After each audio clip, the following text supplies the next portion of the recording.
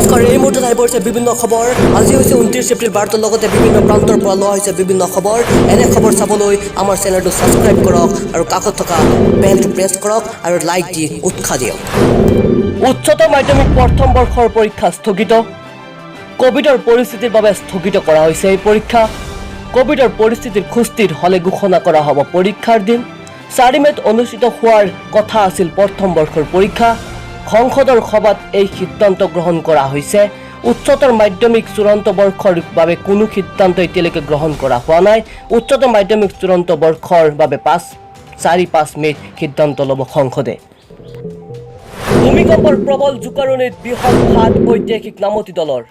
ভূমিকম্পৰ প্ৰবল জোকাৰণিত ফলত দলটোৰ ভিতৰত অংশ বৃহৎ ফাট মেলাৰ লগতে টুকুৰা টুকুৰাকৈ ইটাৰ টুকুৰা খহি পৰে তদুপৰি দলটোৰ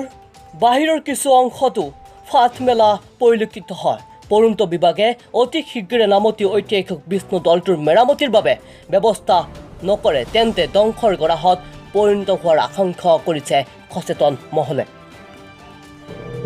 কৰোনাৰ ভয়াৱহতাৰ মাজতে পশ্চিম বংগৰ বিধানসভা নিৰ্বাচন অষ্টম পৰ্যায়ৰ ভোটগ্ৰহণ আৰম্ভ ৰঙিয়াত এগৰাকী মহিলাই জন্ম দিলে 4টা সন্তান ৰঙিয়াত এগৰাকী মহিলাই জন্ম দিলে 4টা সন্তান ৰঙিয়াৰ ষষ্ঠী হস্পিটেলত সংঘটিত হৈছে এই বিৰল ঘটনা এগৰাকী প্ৰসূতিয়ে জন্ম দিলে 4টা সন্তান দুবৰি এই প্ৰসূতি মহিলাগৰাকীয়ে দীৰ্ঘদিন ধৰি চিকিৎসাখনৰ জ্যেষ্ঠ চিকিৎসক হিতেন্দ্ৰ কলিতাৰ তত্ত্বাৱধানত চিকিৎসা গ্ৰহণ কৰি আছিল বুধবাৰে মহিলাগৰাকীয়ে জন্ম দিলে দুজনী কন্যা সন্তানৰ লগতে দুগৰাকী ল'ৰা সন্তান এই ঘটনা বিৰল বিবেচিত হৈছে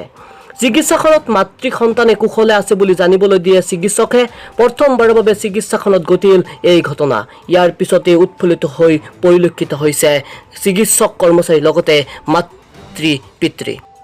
ৰাছিয়াৰ ৰাষ্ট্ৰপতি পুটিনৰ সৈতে আলোচনাত প্ৰধানমন্ত্ৰী মোদীৰ মন্তব্য ভেকচিন হৈছে মানৱতাৰ সেৱা প্ৰধানমন্ত্ৰী শ্ৰী নৰেন্দ্ৰ মোদী আৰু ৰাছিয়াৰ ৰাষ্ট্ৰপতি পুটিনে বুধবাৰে কৰোনাৰ পৰিস্থিতিৰ সন্দৰ্ভত আলোচনা কৰে প্ৰধানমন্ত্ৰী নৰেন্দ্ৰ মোদীয়ে অফিচিয়েল টুইটাৰত হেণ্ডেলৰ তথ্য অনুসৰি দুয়োগৰাকী নেতাই কৰোনাৰ উপৰিও কেইবাটাও বিষয়ে আলোচনা কৰে প্ৰধানমন্ত্ৰী মোদীক ৰাষ্ট্ৰপতিগৰাকীয়ে কৰোনাৰ বিৰুদ্ধে যুঁজত সহযোগিতাৰ বাবে ধন্যবাদ জনাইছে এই টুইটযোগে প্ৰধানমন্ত্ৰীয়ে কয় যে আমি দ্বিপাক্ষিক সম্পৰ্ক বিষয়ে মহাকাশ খণ্ডত নৱীকৰণযোগ্য শক্তিৰ বিষয়ে আলোচনা কৰিছোঁ